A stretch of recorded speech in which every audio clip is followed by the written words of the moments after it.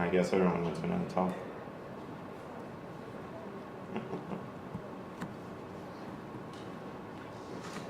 We'll wait a few minutes for anyone else to meander in. There's a lot of people outside still, I think.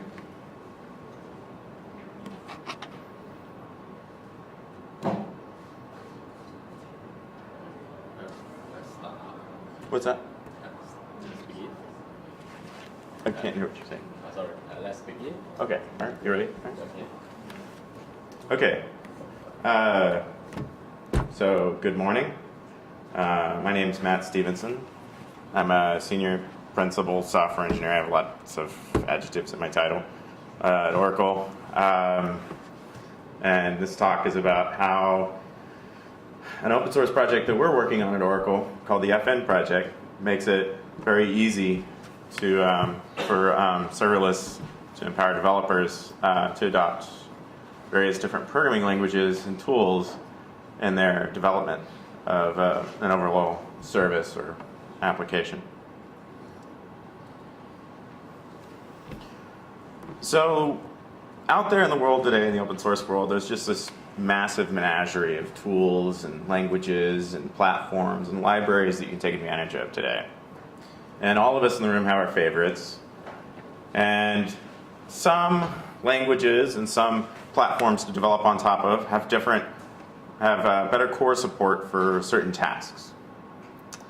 And functions as a service, or developing functions in the paradigm that the FN project drives individuals towards, makes that easy. Especially those languages and tools that you're not necessarily an expert in.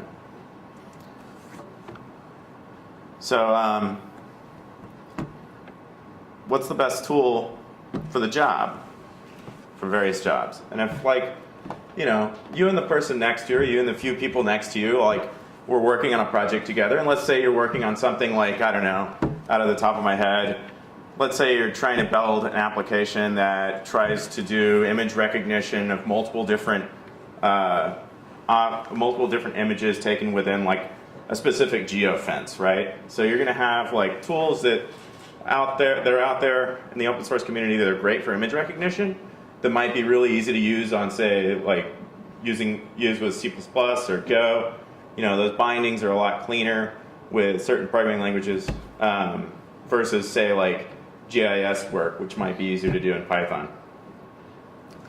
And so on top of that, machine learning, there's a whole lot of different scenarios where machine learning might come in.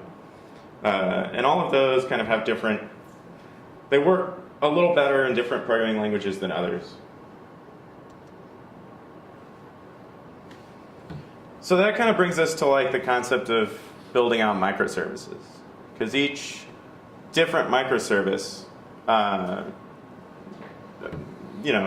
they're each individually easy to build. You can build them in many different programming languages. You don't have to use the same exact language. You define an interface between them using gRPC or HTTP, REST services. I mean, if it was the early 2000s, maybe so. But each service has a context. It has some kind of state that it's going to be aware of and has to store. And so when do we get to the point where there's too many services for us to be able to handle and conceptualize and work with an application that has just this explosion of different contexts? So a really good way to approach building microservices and working in a serverless environment is using the 12-factor app principles. And I've got a link later on. I don't really want to dig deep into what the 12-factor app principles are, but really they make it so that it really picks up where microservices and formalizes a lot of the development process around microservices. And it brings a lot of these principles for DevOps that make multi-language services really easy to develop. And when you're combining it with the overall concept of serverless, life is just way easier. So what is serverless? I mean, it's kind of a buzzword, but it's really been mainstream for like the last decade. It's kind of the hacker's delight these days. It's very easy to consume complex open source software. Back when I was at Google working on App Engine, like the thing that we always had to do was make it easier and easier for developers to bring their own apps that were just layered on top of various open source projects. Things like building PDF files and doing image recognition. Serverless makes it really easy to share and build on top of other layers of context. It makes it a lot easier to say, if you're building on top of, say, a specific base Docker image, it's very easy to have a lot of the different aspects of your serverless architecture and all your different microservices kind of based on a similar container, and so things are looking a lot the same in your microservices architecture. You don't have to think drastically differently when you're looking at a microservice A versus microservice B. And it's already becoming very commonplace for like GitHub repos out there for your favorite open source project to just have a Docker file already. So you can just kind of grab that project and throw it in as another running container within, say, Kubernetes, or like if you're running it in FN, you could run it as a container within FN. So what is FN? I'll kind of explain why it's good to have it, but what is it? And so it's a functions as a service project that was made by developers, for developers, I guess because we care. We do. It was developed originally with a company called Iron.io, and then that was later picked up and re-implemented inside of Oracle. So the FN project is built entirely in the open source. It's container native, so you kind of bring your own Docker container to it. And it's developer oriented, so all the tools you want are available there. And it's completely programming language agnostic. So you can run Go, Ruby, Python, C++, Java. And so I'll give you a little demo of how it works and how it makes life easy with various different language runtimes and tools. So we built kind of a demo app called the VideoBox app, and certain components of it are written in Go, certain components are written in Python.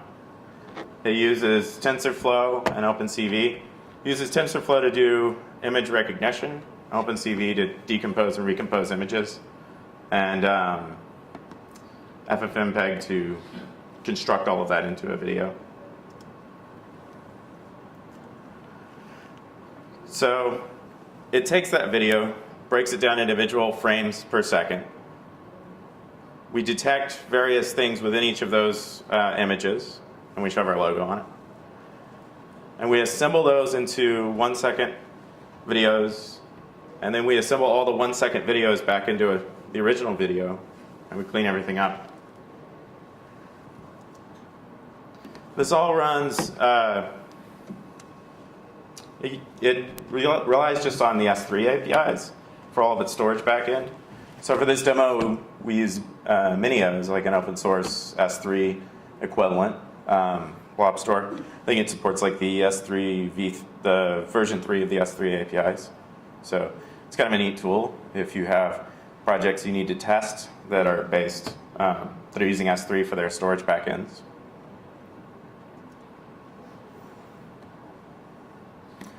And so how it works is we split the frames up. We have a daemon that watches for those frames to be split up. In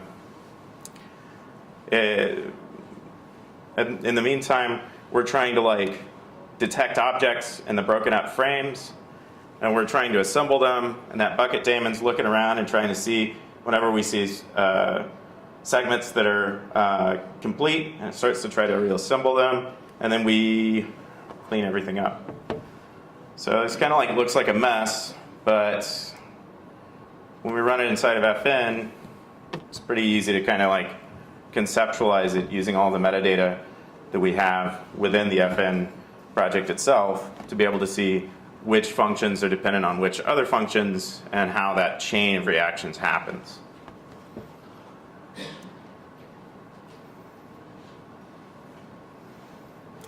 So when we run this, we'll end up seeing one frame splitter, and I think that for one of the test videos, you end up with about 46 segment assemblers and 46 batch object detections. I think I have the same example video with me right now today. We end up assembling all the segments at once at the end, and we clean up all the buckets at the very end. And then we have this continuous running daemon that's watching for when to start sending off additional segments to the segment assemblers and object detectors. Yeah, right. Time for a demo. Let's see. Yeah. Is that good? In the back? All right. I'll have to do it here too.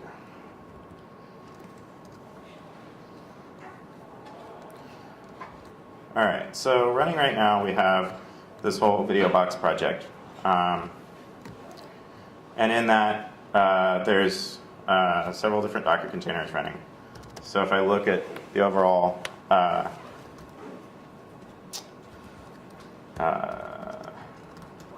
I look, I've got it running in my FN project.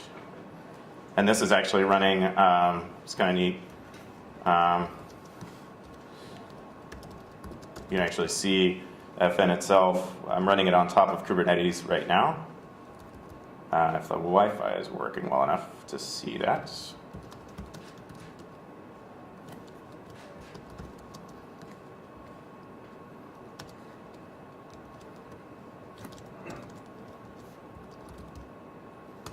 I'm hoping I get to show this off because it's kind of neat. No? Looks like I'm not able to reach that cluster at the moment. Well, hopefully everything else works correctly. So at least I can list the apps. Let's list the routes on this. So if I list routes for VideoBox, what I can see is that I've got 6 different Docker containers that comprise this application. The bucket cleaner, bucket daemon, frame splitter, object detect, segments assembler, segment assembler. And if we look at these different aspects of this project, we can see that the bucket cleaner is a Go project, whereas, let's say, the object detect is a Python project, so func.py. And that's a pretty, the Python aspect of this is pretty straightforward. It's going to be too small. See that it's just a really simple handler. It's very similar to like what you would see if you've ever built Python applications in App Engine or Go applications in App Engine, but even simpler than that and much more open, much more friendly, I think, for doing open source development since we're all on Docker containers essentially. And of course, this is kind of like utilizing the, these utilize the FDKs that are, some of these utilize the FDKs that we ship with FN. I mean, you can just bring whatever Docker file you want, as long as it listens and can handle HTTP requests and respond appropriately. It'll work fine. There's some good docs on that online. I'll have a link later. Okay, so let's hop back over here and pop out of this. So in Minio right now, I have a little folder. It's called VideoBox. I'll just toss a file up in there. I've got several options here. Not those, sure. This one.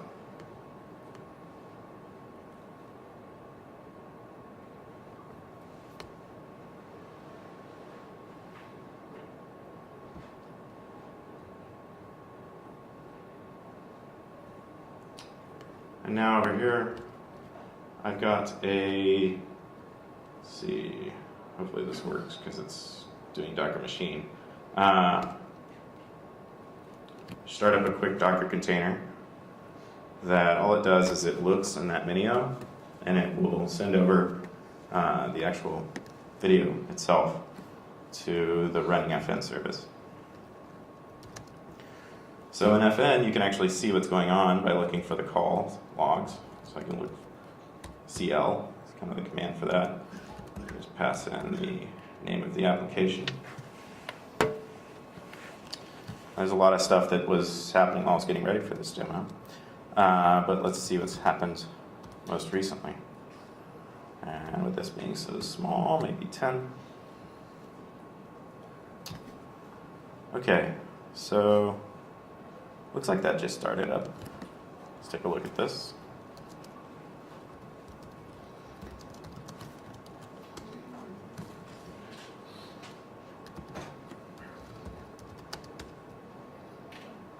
Yeah, so we're right now, that call log right there just indicates that there was one of the object detect containers that ran.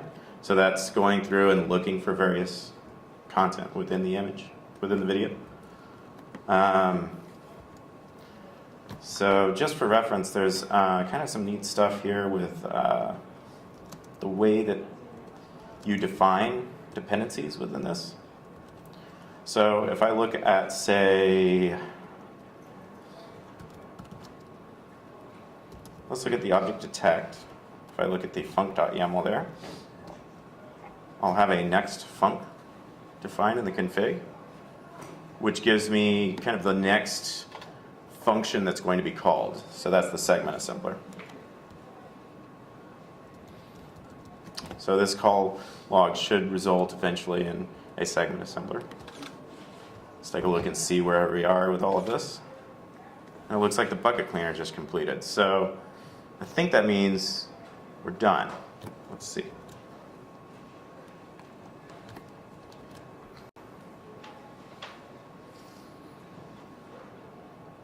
Yeah, so let's take a look at this video.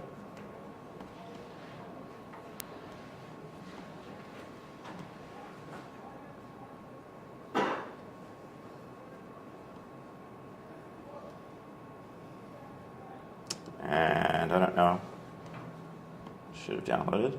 Ah, yes, notification silenced. Oh, well, let me show you the original first, so you know that I'm not making this up. So this is a video of just Times Square, I believe, in New York. We've got some people cleaning up the terrible snow. It's blanketing Times Square right now. And after we run it through our functions, we can see that we're detecting all these different people, taxi cabs, trucks. It's able to use OpenCV here and TensorFlow. I think it just detected the snow blower as a bicycle, if you saw that. So this is kind of a neat trick where we can kind of, these neat like tool set that you can use to be able to very easily say, write software in a language you're really, really comfortable with, that maybe you need to have components of that overall project with maybe software you're not as comfortable in. So it's really easy to kind of pull together all of this. I didn't have to know anything about TensorFlow to really do this. I didn't really have to know a whole lot about OpenCV, to be honest. It was mostly just pulling, like using the S3 APIs with Minio to kind of pull apart this video file and push it back together and shove it back in to Minio. So it was pretty straightforward and easy. Let's see if this works real quick, because it'd be really cool if I could leave you guys with something where you can run your own FN service if you want.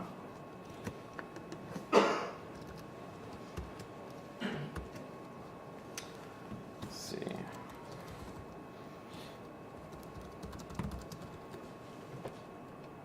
No, I don't think the Wi-Fi is going to work with me for looking up.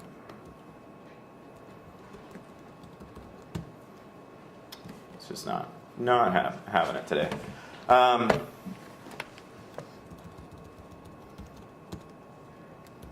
Unless I have it running in this cluster as well.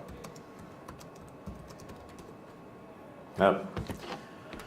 Yeah, so it's probably a port blocked or something like that that's keeping me from hitting that Kubernetes cluster API. But there is a project, if you're familiar with Kubernetes. The overall FN project itself, let's look at some links. The overall FN project itself is fnproject.io. So,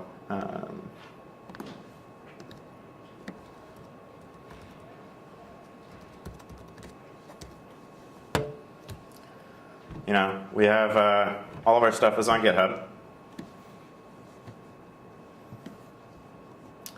And if you go up to the FN project, if you're familiar with Kubernetes and you want to get this running really easily, of course, in the FN project itself, there's a quick tutorial on how to get FN running locally on your machine. If you want to get it running within Kubernetes, there's a Helm chart that makes it really, really easy. So I would urge people to check that out. There's some other really good links if you want to take a picture. Of course, that's our GitHub. Some more details on like the 12-factor principles of building applications, 12factor.net.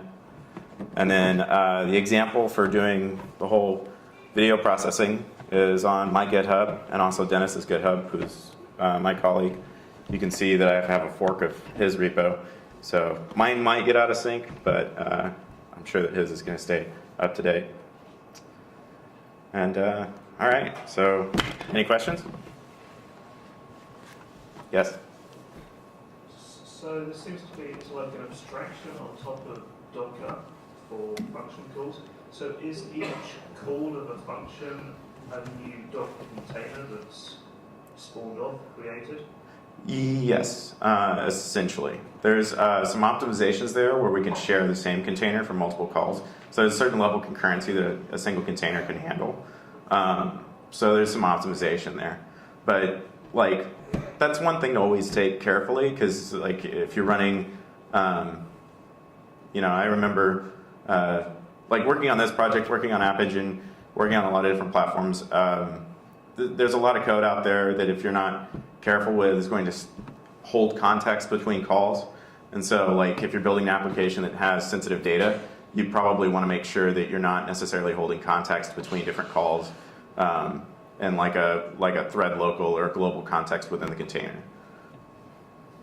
So also, so you've got your dependency on Docker. So if one at the moment wants to use FN, then one has to supply one its own Docker engine, compared with like AWS Lambda, which is kind of like a managed service. You don't have to do that. Is there a direction for Oracle Cloud that this will become like a sort of managed service like Lambda? Yes. But we're hoping that the FN project stays open source, and we're looking to, we're very involved with the CNCF, the Cloud Native Foundation, and we're going to try and make this an open source standard and help other companies implement it within their own infrastructure if they want to run FN within their own walls.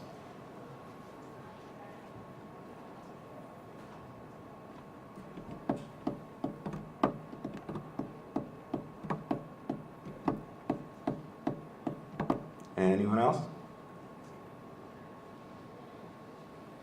Do you have a timeline for Oracle providing this as part of their cloud service?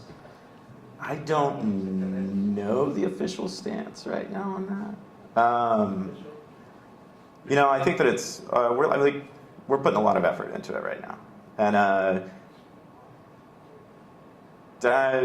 might have almost been able to run this demo on top of it, but I used actually a Kubernetes clusters deployed by like the Oracle managed Kubernetes. And then ran this Helm chart on top of it, and that's how That's the FN service that I'm running on right now. So it's almost there.